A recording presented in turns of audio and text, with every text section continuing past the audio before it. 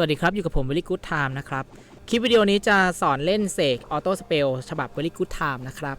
อย่างแรกที่เราต้องพูดถึงเสกออโต้สเปลก่อนนะครับจะเป็นเรื่องการบาลานซ์สเตตัสนะครับเสกออโต้สเปลเนี่ยจะใช้สเตตัสหลักๆอยู่3สเตตัสนะครับก็คือค่า int ค่า final attack speed แล้วก็ final hit นะครับค่า int เนี่ยมันจะให้ค่า aim attack เรานะครับยิ่งเรามี int เยอะเนี่ยก็จะยิ่งได้ aim attack สูงตามไปด้วยนะครับจากสกิลนี้นะครับเนี่ยมันบอกว่าทุกๆ60 int นะครับจะให้ค่า final attack speed 3% นะครับแปลว่ายิ่ง int เยอะ final attack speed เราก็จะยิ่งเยอะเนาะแล้วก็สกิลนี้ด้วยนี่ทุกๆ100 int เนี่ยจะให้ค่า m pen ขึ้นอีก 1% ด้วยนะครับก็ค่า int เป็นค่าที่สำคัญที่สุดของเสกออโต้สเปลนะครับต่อไปค่าที่2ก็คือค่า attack speed นะครับถ้าเกิดว่าเรามีค่า attack speed ยิ่งสูงขึ้นเนี่ยก็จะทำให้อัตราการออกโบว์ของเราอ่ะมันสูงขึ้นตามไปด้วยมันสูงขึ้นเพราะว่าทุกครั้งที่เราตีอ่ะมันจะเป็นโอกาสออกไงยิ่งเราตีบ่อยใน1 วินาทีอ่ะอัตราออกมันก็จะแบบเหมือนมีโอกาสออกได้หลายๆครั้งประมาณนั้นเนาะซึ่ง Final Attack Speed เนี่ยสามารถหาได้จากค่า Eji นะครับแล้วก็หาได้จากการรีไฟล์หนังสือจากสกิลนี้นะครับบอกว่าในทุกๆการรีไฟล์1ขั้นหนังสือนะครับจะให้ Final Attack Speed 20% นะครับแล้วก็สามารถหาได้จากการเพิ่มทั้ง Final Attack Speed แล้วก็ Attack Speed เฉยๆเองด้วยนะครับโดยค่า Eji เนี่ยนอกจากจะให้ค่า Final Attack Speed แล้วนะครับจากสกิล Auto Spell นี้นะครับจะให้อัตราการออก Auto Spell ด้วยคือยิ่ง Eji เยอะเนี่ยอัตราการออก Auto Spell ก็จะสูงขึ้นตามไปด้วยนะครับส่วนสกิลนี้ที่เราบอกว่ามันต้องรีไฟล์เยอะๆเนี่ยมันก็เป็นเหตุให้สมุดผมเนี่ยมันรีไฟล์บวก12นะครับคืออย่างบวก12เนี่ยก็จะได้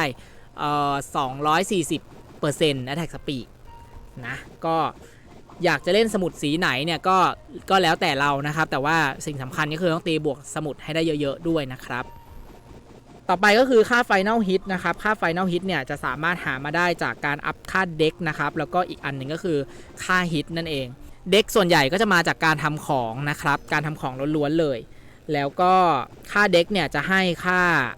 M Pen M Bow แล้วก็เลเวลของสกิลโบที่ออโต้ออกมาด้วยจากอาวุธเงานะครับนี่จากเงานี้มันบอกว่าทุกเลเวลของออโต้สเปลที่ออกมาเนี่ยมันจะเพิ่มเพนกับโบให้เราจากสกิลนี้มันบอกว่าทุกๆค่าเด็กเนี่ย400แต้มเนี่ยมันจะเพิ่มเลเวลของโบที่ออกมานะครับแล้วก็อีกอันนึงคือ Final Hit นะครับ Final Hit เนี่ยก็หาได้จากกิลเบสซิ่งนะครับเนี่ยประมาณนี้นะครับหรืออีกวิธีการหนึ่งก็คือที่มันจะได้มาจากค่า Final Hit เพียวๆเลยเนี่ยก็อาจจะมาจากค่าประกายในตู้เสื้อผ้านี่พวกนี้หรือจะไปออฟฮิตก็ได้นะครับแต่ว่าอย่างตัวผมเนี่ยผมจะไม่ออฟฮิตนะผมจะไปออฟเด็กให้มันได้เอฟเฟกต์หลายๆด้านนะครับแต่ค่า Final Hit เนี่ยถ้าเกิดว่าเราไม่ได้ตีบอสจริงๆมันก็ไม่ได้จำเป็นขนาดนั้นนะครับมันมีความจำเป็นก็ต่อเมื่อเราไปตีบอสหรือว่าเราสู้กับมอนสเตอร์ที่เลเวลสูงมากๆแบบใกล้ๆแพท110 120อย่างเงี้ยก็อาจจะต้องมีค่า Final Hit แล้วไม่งั้นตีไม่โดนอาวุธเงาหรือสัตว์เลี้ยงเนี่ยมันไม่ได้มีเพิ่ม Final Hit ให้เรานะครับต่อไปเป็นของสวมใส่นะครับของสวมใส่นะครับก็เดี๋ยวจะพูดถึงอาวุธก่อนนะครับเราเป็นบุ๊กเสกออโต้สเปลเนาะออโต้สเปลต้องเล่นหนังสืออยู่แล้วนะครับหนังสือเนี่ยใช้สีอะไรก็ได้อย่างที่บอกรีไฟล์เยอะๆก็พอนะครับจริงๆสีทองก็ดีสุดแหละถ้าเกิดว่ามีงบเยอะๆเนี่ยก็ให้ใช้หนังสือสีทองนะครับแล้วก็ถ้าถามว่าหนังสือสีทองเล่มไหนดีที่สุดนะครับในความคิดของผมเนี่ยก็คงจะเป็นเล่มนี้นะครับก็คือลดค่า Final Haste ลงแล้วก็เพิ่ม Final M Pen นะครับแต่ว่าจะต้องรีไฟล์ถึงบวก8ขึ้นไปนะครับโอเคต่อไปก็เป็นเรื่องของประดับนะครับ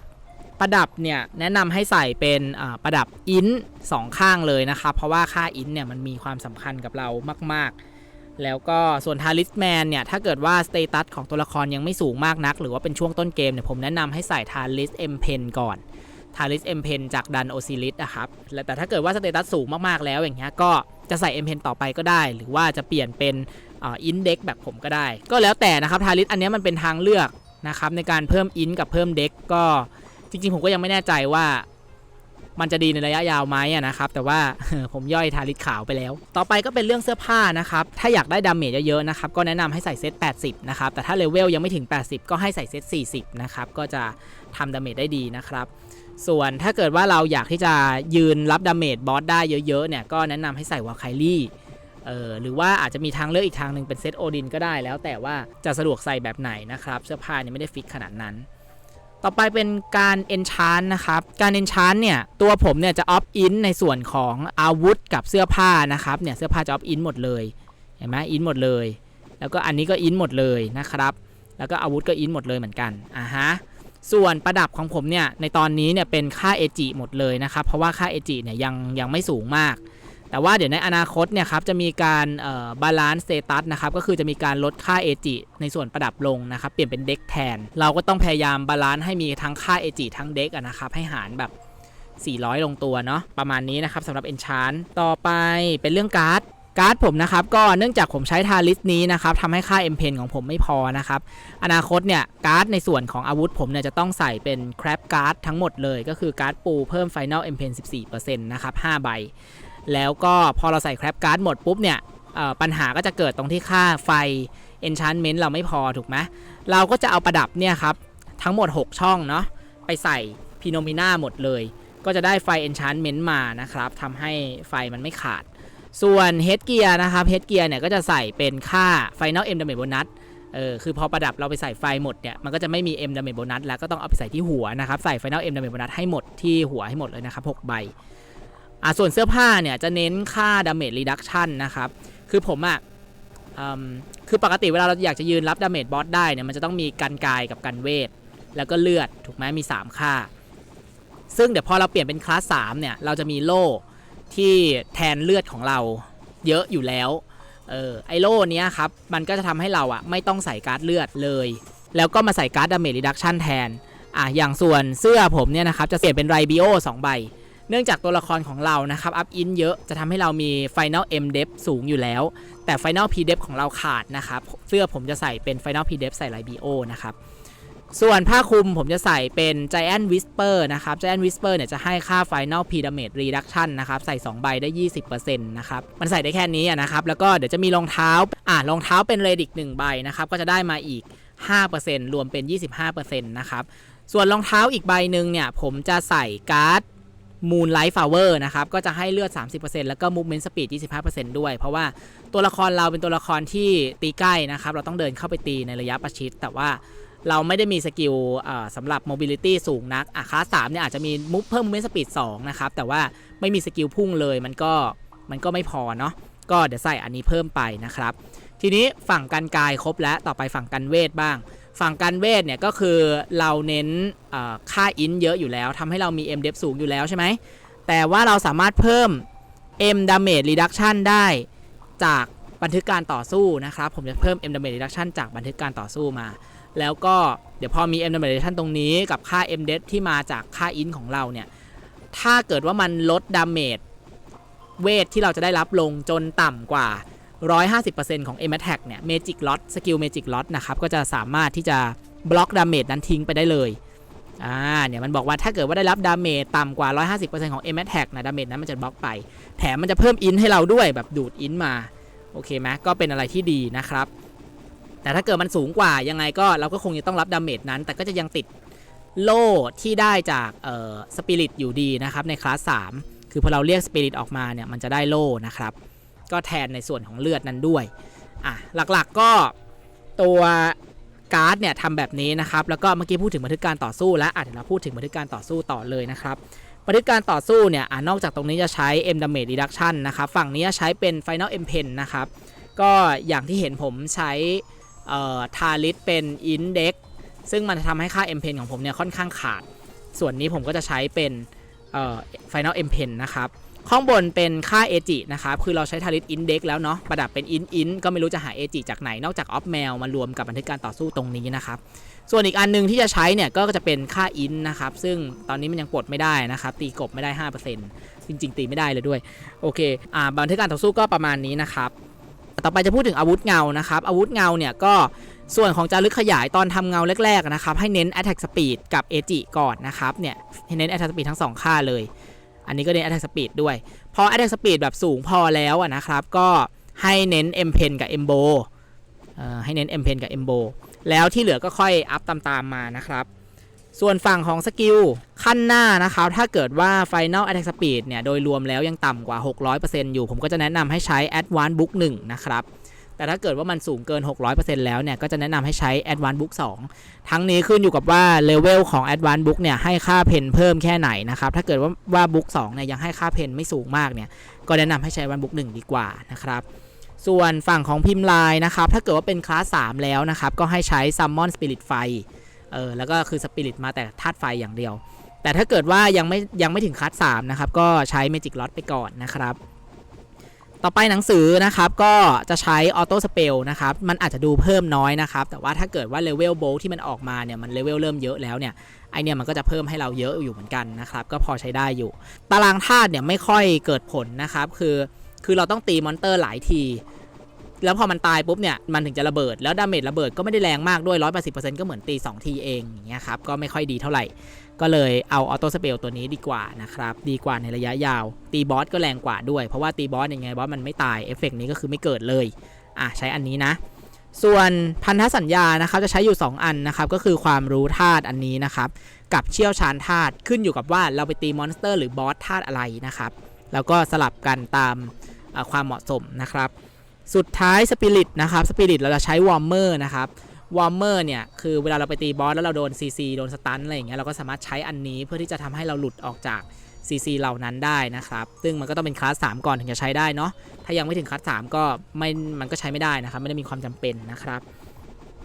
ต่อไปจะไปพูดถึงสัตว์เลี้ยงนะครับสัตว์เลี้ยงที่น่าใช้ของสายเซจออโต้สเปลเนี่ยจะมีอยู่2ตัวหลักๆนะครับก็จะมีซอมบี้กับค้างคาวนะครับคือจริงๆเราต้องพยายาม EVO ได้นะครับไม่ว่าเราจะใช้อะไรก็ตามต้องไป EVO ให้สำเร็จก่อนนะครับพอเรา EVO สำเร็จแล้วเนี่ยมันก็จะเก่งขึ้นมากนะครับตัวซอมบี้เนี่ยดียังไงนะครับซอมบี้เนี่ยมันจะมีพวกสกิลดีบัฟนะครับดีบัฟที่ดีสุดๆของมันเนี่ยก็จะมีอันนี้ที่ลดค่าไฟนอลฟรี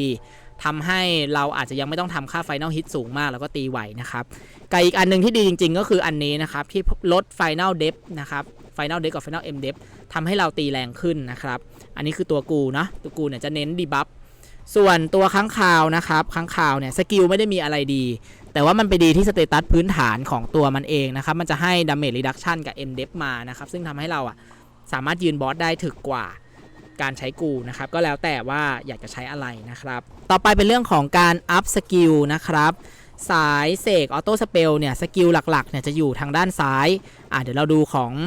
องเมจก่อนของเมจเนี่ยก็จะขึ้นอยู่กับว่าเราอยากโบลธาตุอะไรนะครับเนี่ยก็จะอัพอยู่ที่เลเวล9ทำไมถึงเป็นเลเวล9นะครับเพราะว่าออโต้สเปลเนี่ยมันบอกว่าโบลที่ออกมานะครับจะขึ้นอยู่กับเลเวลโบลที่เราอัพหาร3แล้วปัดเศษทิ้งนะครับแปลว่าต่อให้เราอัพเป็นเลเวล10มันก็ออกเลเวล3เท่ากับที่เราอัพเป็นเลเวล9อยู่ดีก็คือ10หาร3เหลือ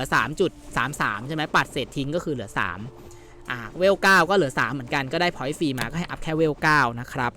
ไม่ว่าจะเป็นไฟโบลไลนิ่งโบลเฮเว่นไดรฟ์หรือว่าโคโบลก็ตามนะครับก็ให้อัพแค่เวล9ทั้งนี้ก็ขึ้นอยู่กับว่าเราใช้ธาตุอะไรนะครับอย่างตัวผมเนี่ยใช้ธาตุไฟเป็นหลักก็ให้อัพไฟโบลเวล9นะครับ Increase SP Recovery เนี่ยก็จะอัพหรือไม่อัพก็ได้นะครับก็ข้อดีของมันก็คือต่อให้เราน้ำหนักเกิ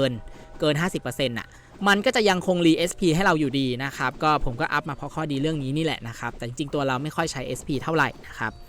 ต่อไปในคลาสของ Sage เนี่ยอันนี้ก็จะเป็นสกิลของที่เราใช้จริงๆแล้วก็จะมีฟรีแคสนะครับฟรีแคสเนี่ยเราไม่ได้เอามาใช้ไล่ตอนเราเดินหรอกเราเอามาเพื่อที่จะเพิ่มอิน30นะครับเมจิกล็อตก็เอาไว้รับดาเมจถ้าเรารับไหวนะอันนี้เป็นทางผ่านสำหรับดิสเปลเฉยๆนะครับเวลาเราตีบอสครับมันจะมีบางครั้งที่บอสอาจจะฮิลตัวเองอยู่หรือว่าอาจจะอย่างกุ้งเงี้ยกุ้งมันจะมีสกิลฮิลตอนที่มันฮิลเราจะทำดาเมจไม่ได้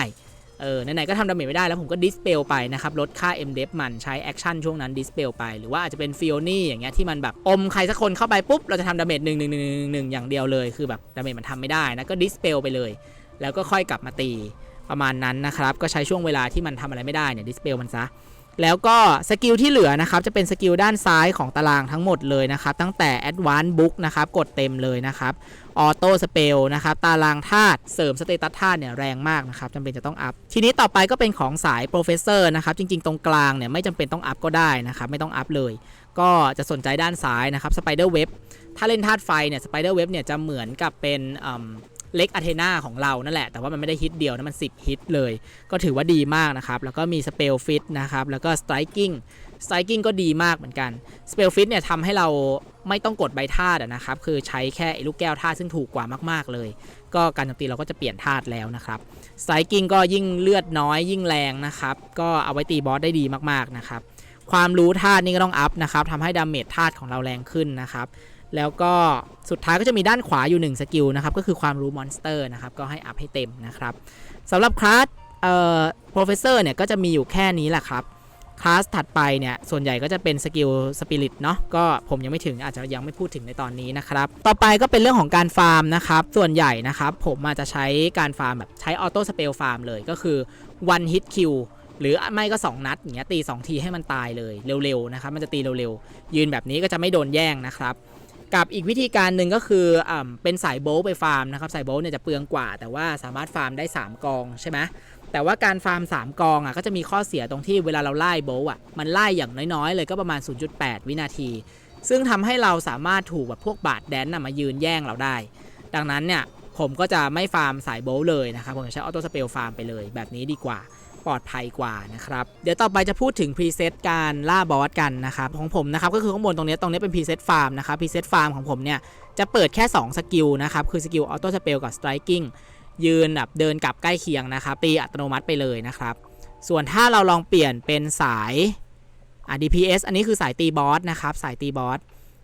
ของผมเนี่ยก็จริงๆสกิลอัพคล้ายๆเมื่อกี้นี้เลยนะครับแต่ว่าก็จะเปิดสกิลสไตรกิ้งเพิ่มจริงๆเปิดสไปเดอร์เว็บอีกสกิลหนึ่งด้วยนะครับเนี่ยก็จะเปิด4สกิลนะครับแล้วก็ล่าบอสไปสำหรับสเตตัสนะครับสเตตัสของผมเนี่ยจะค่อนข้างบาลานซ์นะครับตอนนี้คือมันดันอินอย่างเดียวนะครับแล้วก็ไปเอาเอจิให้ได้400เดี๋ยวสักพักหนึ่งหลังจากนี้เนี่ยนะครับผมจะมีการเปลี่ยนออฟแมวในส่วนของประดับตรงนี้นะครับที่เป็น AG ทั้งหมดเนี่ยให้มันกลายเป็นเด็กประมาณ2ช่องนะครับซึ่งจะทำให้ตัวสเตตัสตรงนี้เนี่ยที่ผมอัพ AG ไป20เนี่ยมันอาจจะต้องเปลี่ยนเป็น60นะครับเพิ่มลงแล้วก็ไปลดอินลงทีนี้ผมก็จะเอาสเตตัสอีกบางส่วนนะครับไปอัพเด็กนะครับเพื่อให้ค่าเด็กเนี่ยมันเข้าใกล้400หรือไปให้ถึง400ให้ได้นั่นเองทำให้ AG ทำให้ค่าอินผมเนี่ยอาจจะไม่โตไปสักพักหนึ่งนะครับแต่ว่าก็จะเท่ากับเราตีแม่นโบว์ออกเลเวลเพิ่มด้วยแล้วก็มีค่า AG เพียงพอแล้วก็มีค่าอินที่สูงแรงได้อยู่นะครับอันนี้ก็แล้วแต่เราจะบาลานซ์นะครับก็มันยังไม่ได้เป็นสูตรสำเร็จซะทีเดียวนะครับก็ลองแบ่งๆกันดูนะครับโอเคสำหรับพื้นฐานการเล่นเสกออโต้สเปลนะครับก็ฉบับ Very Good Time เนาะก็จบลงที่เท่านี้นะครับแล้วก็ถ้ามีคำถามหรือว่ามีเรื่องจะดิสคัสยังไงก็คอมเมนต์ใต้คลิปได้เลยนะครับยังไงฝากกดไลค์กดติดตามกันด้วยนะครับแล้วพบกันใหม่คลิปหน้าสวัสดีครับ